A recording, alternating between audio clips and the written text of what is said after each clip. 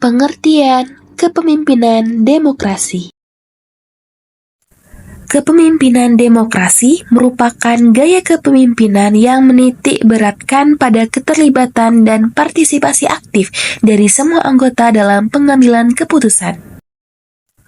Selanjutnya, bagaimana sih ciri-ciri kepemimpinan demokrasi? Yang pertama, partisipasi, yaitu pemimpin yang membuka ruang bagi semua anggota untuk memberikan pendapat, saran, dan ide dalam proses pengambilan keputusan. Yang kedua, itu ada komunikasi terbuka,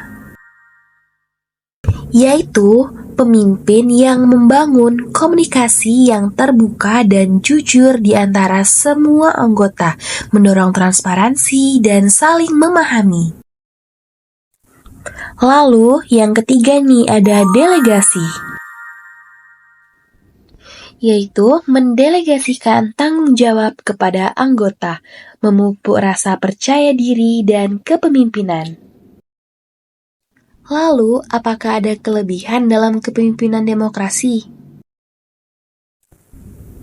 Yang pertama, meningkatkan motivasi dan semangat kerja anggota karena merasa dihargai dan terlibat.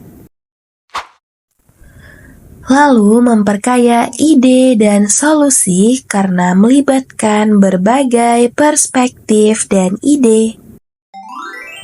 Selanjutnya, membangun loyalitas dan rasa kebersamaan karena anggota merasa dihormati dan dipercaya. Dan apakah ada kekurangannya juga dalam kepemimpinan demokrasi?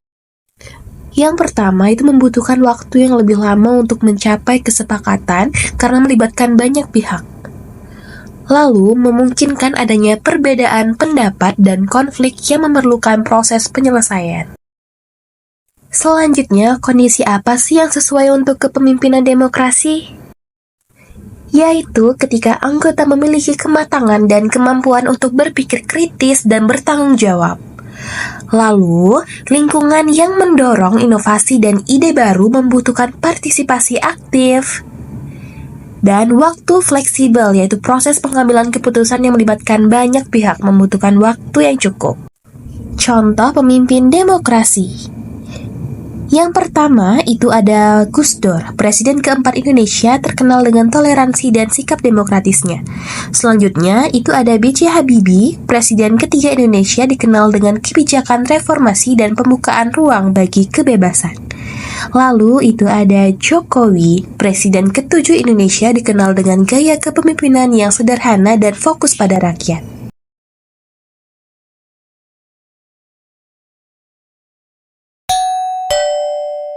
Kepemimpinan demokrasi dalam dunia kesehatan.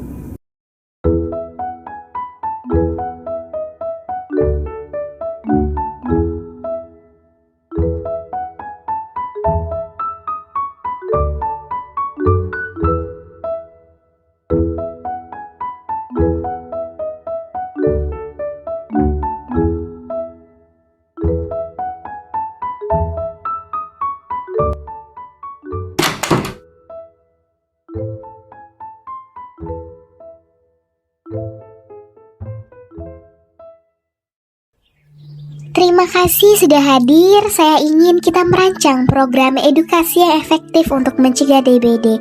Saya percaya ide-ide terbaik datang dari diskusi terbuka. Silakan sampaikan pendapat kalian ya.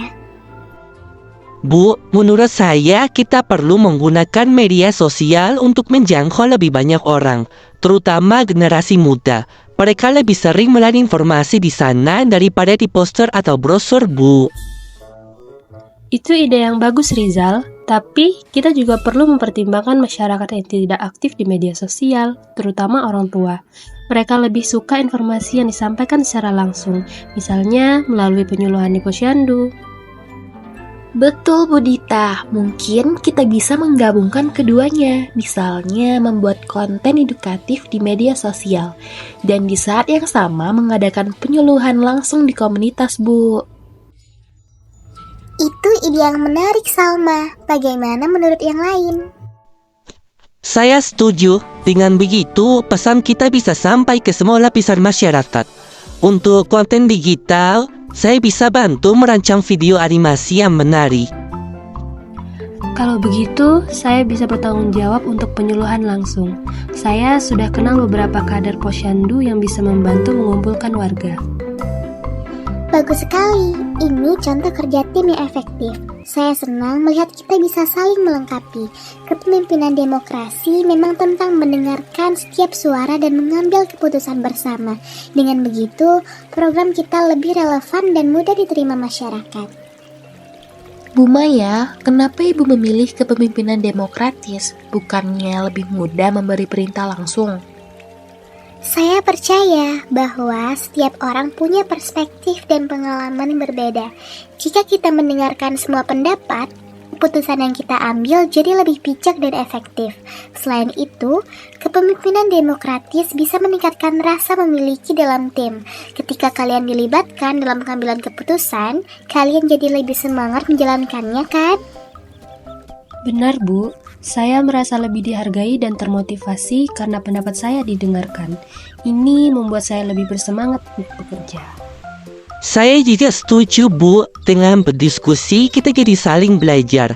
Misalnya, saya jadi sadar bahwa media sosial saja tidak cukup, kita tetap butuh pendekatan langsung.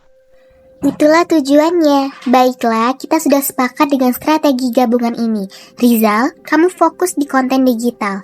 Dita, kamu urus penyuluhan langsung. Salma, karena kamu magang di sini, saya ingin kamu membantu koordinasi di lapangan sambil belajar mengorganisasi kegiatan.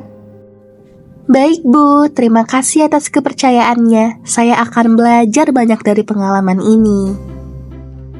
Bagus, kita sukseskan program ini bersama-sama.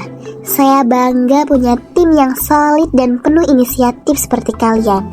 Ayo kita mulai bekerja. Kepemimpinan demokratis memiliki banyak kelebihan seperti meningkatkan motivasi, kreativitas, dan produktivitas. Namun, gaya kepemimpinan ini juga memiliki kekurangan seperti proses pengambilan keputusan yang lebih lama dan potensi perbedaan pendapat. Penerapan kepemimpinan demokrasi harus disesuaikan dengan kondisi organisasi dan budaya organisasi. Pemimpin demokratis tidak mencari kekuasaan, tapi mencari keadilan dan kesejahteraan bagi semua.